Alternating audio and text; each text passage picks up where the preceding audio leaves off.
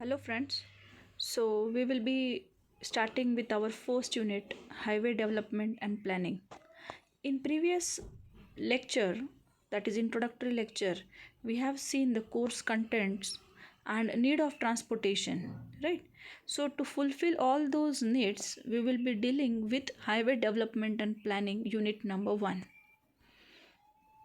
So firstly, introduction to transportation engineering. First of all, I would like to tell you what is mean by transportation. Each and every person till now is doing transportation by one or the other means. So transportation is the movement of people and goods from one place to another. This can be the simple definition, right? It is nothing but the movement of main and material from one place to another is called as transportation.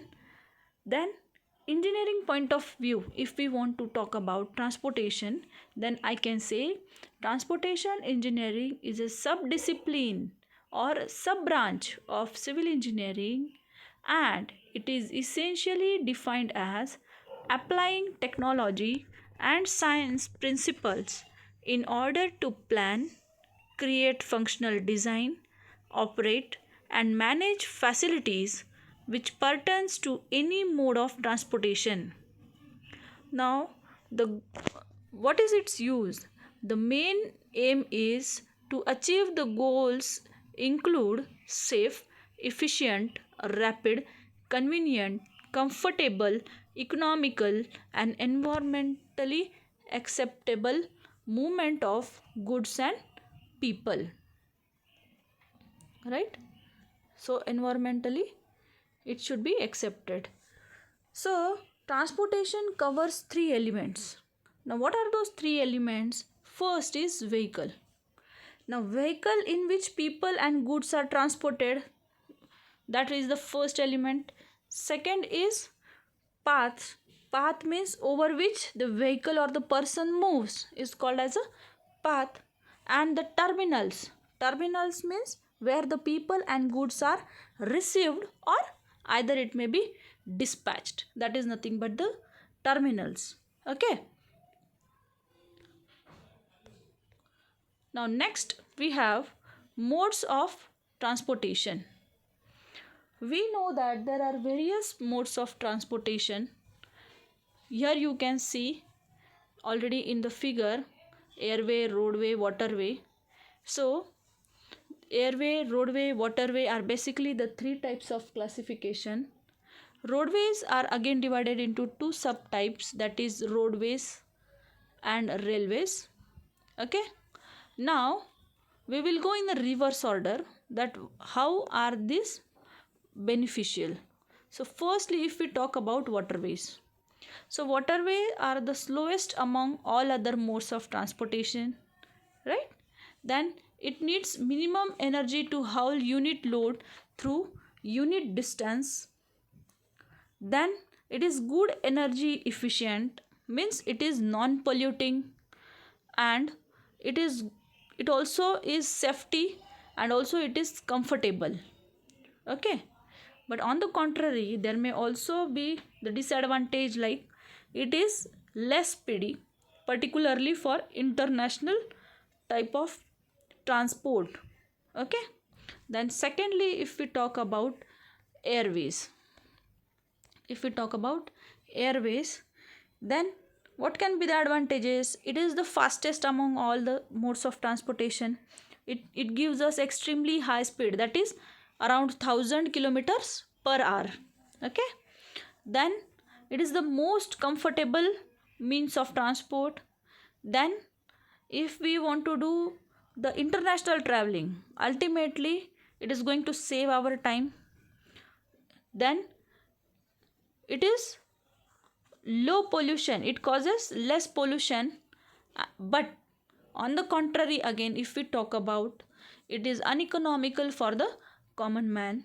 Also it is it's high energy consumption and solely depends on petroleum products, right? There is no alternative for this airways. Then coming to railways, the transportation along the railway tracks could be advantageous by railways between the stations both for the passengers and goods, particularly for the long distance within the country, right? Then safety of records, good safety records can be kept. Then it is good energy efficient. It depends upon the road transport, right? That is, road could serve as the feeder system. Whatever you want to transport from one place to other, it has to be first brought through the roadways to the railway tracks, railway stations, and then it can be dispatched. Whereas the energy required to haul a unit load through a unit distance by the railway is only around 1/4 to 1/5 of that required for the road. Means it is very minimum as compared to road. But on the contrary, we also know that it cannot reach the remote areas. Also, it lacks the flexibility to deal with the change in demands. And one more we can say the drawback or limitation or disadvantage of railway is it requires a high initial cost. Okay. Then coming to highways. Highways means we will be talking about the roads. As we know, it gives us door to door connection, means accessibility to the remote area is highly possible by the road, means it is giving us maximum service. Okay, it gives maximum flexibility for travel with reference to routes, direction, time and speed for travel. There is no limitation for road are not going to exhaust. We can travel anytime, anywhere. Okay, it provides door to door service as we already said. It requires small investment by the government.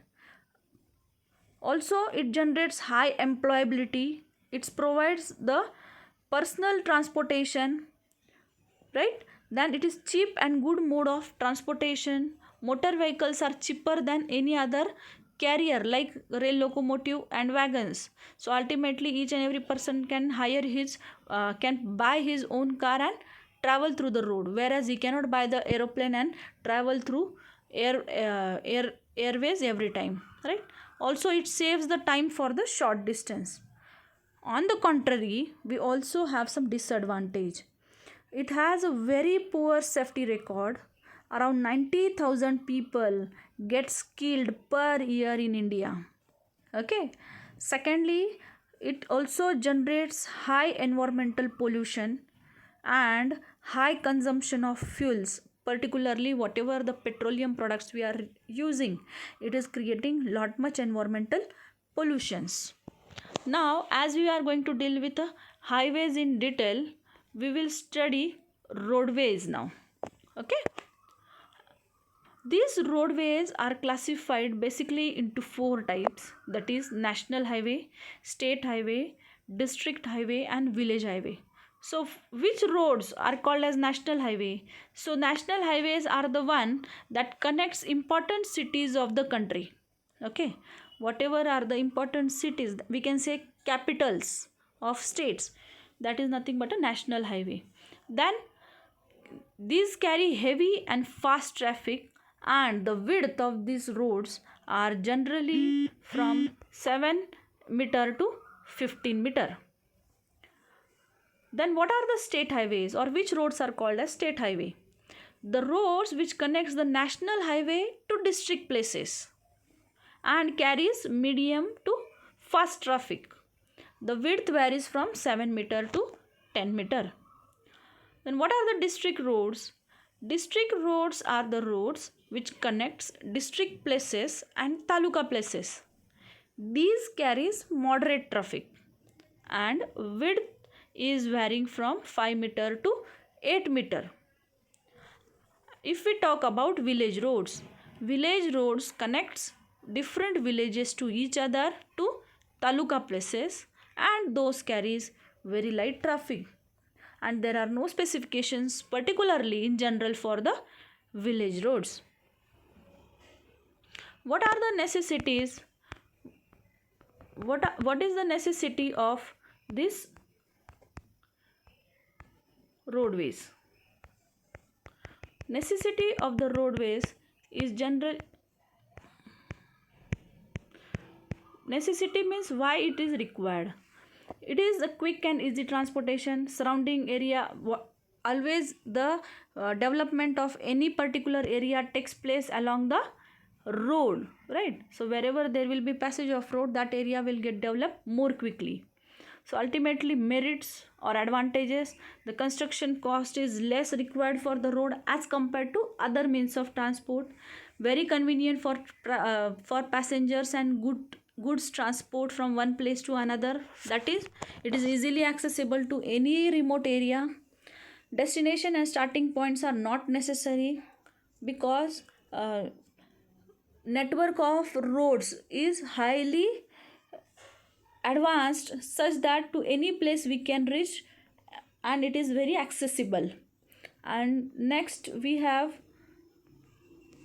any type of vehicle can be used, means we know that there are two wheelers, four wheelers, any type of vehicle can be moved through the roads.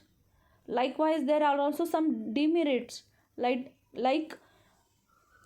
early wear and tear of roads takes place. We see in day to day life that due to passage of heavy vehicles and due to improper use of road materials, the wear and tear of the roads takes place very rapidly. Even the seasonal changes also affects the road. Nextly, speed limits and restrictions are also laid. Many times if you move along the roads, you see some speed limits are there, right? And this is suitable for short distance only. If you travel for 1000 to 1000 kilometers through a roadway, ultimately you will get tired. Okay, so this is not that comfortable means of transport as compared to other means of transportation. So we'll stop here and continue in next lecture.